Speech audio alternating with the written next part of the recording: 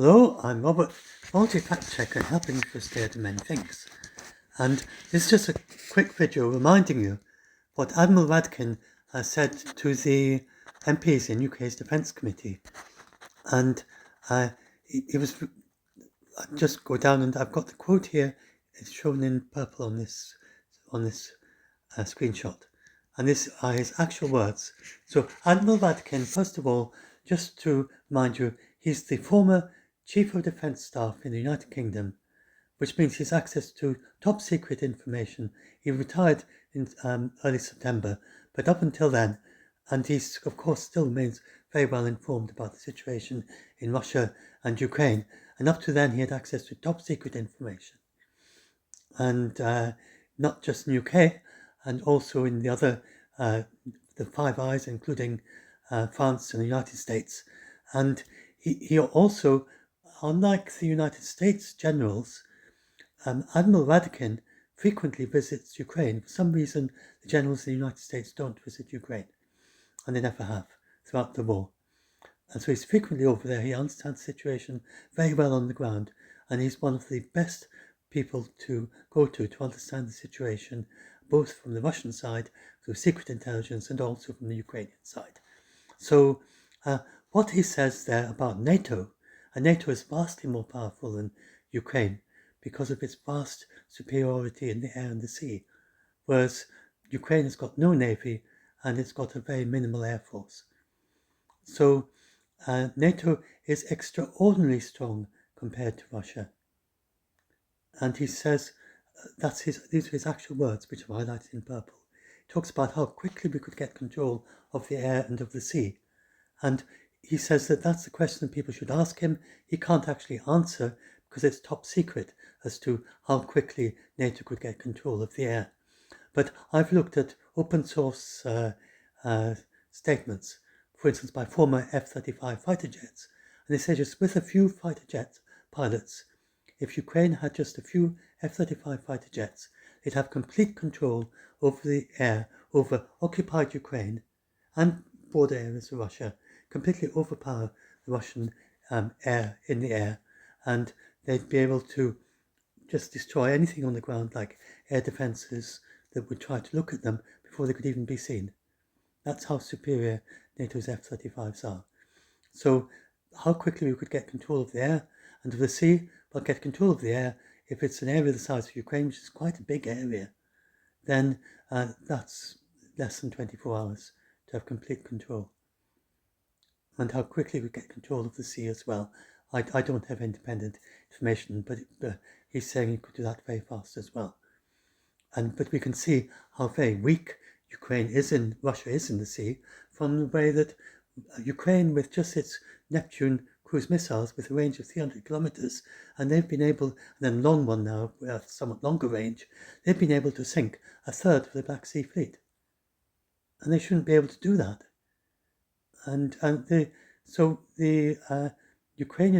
The Russian Navy is extremely weak. And the NATO would very quickly overpower it in any situation where they're confronted in the sea, and in the same in the air, quickly overpower Russia in the air.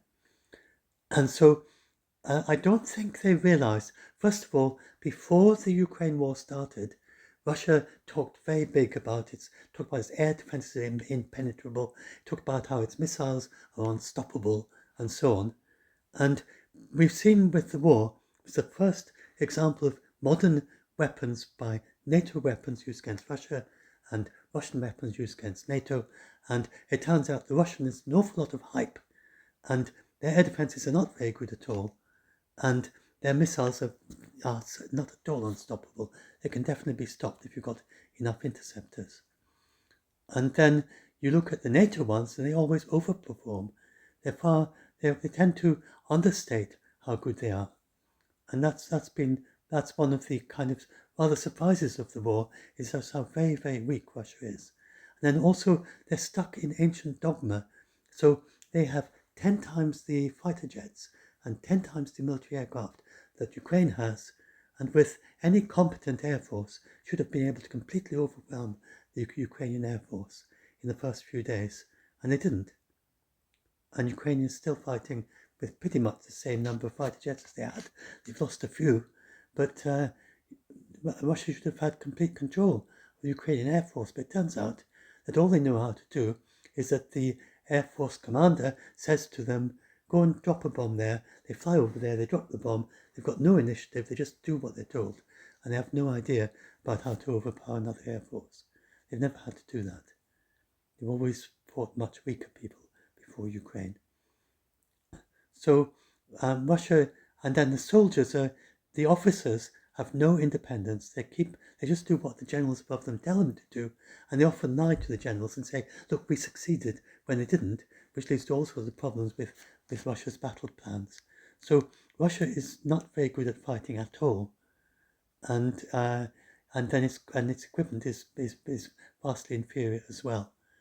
And so I think NATO reappraised. So he says we no longer how do we fight to get that territory back, which is how they used to think before Russia invaded Ukraine. They used to think that if Russia was to take a little bit of Estonia, they'd have to fight to get it back.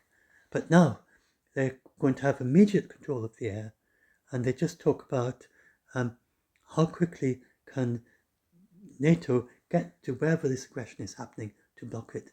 And that's how they think about it today. And for any risk of aggression or land grab, because they're so vastly superior. And as he calls it, the vast, somewhere on this page, it's the overmatch that deters Russia. So the vast overmatch that NATO has compared to Russia. And he says Russia doesn't want to fight with NATO, and Russia doesn't want a nuclear war, and we should be really confident about that. That's what Admiral Radakin said on June the 12th. The BBC never ran this. The BBC has never, ever presented the view of Admiral Radakin, which is the Chief of the Defence Staff in the UK. As far as I've seen, I've tried searching their news stories.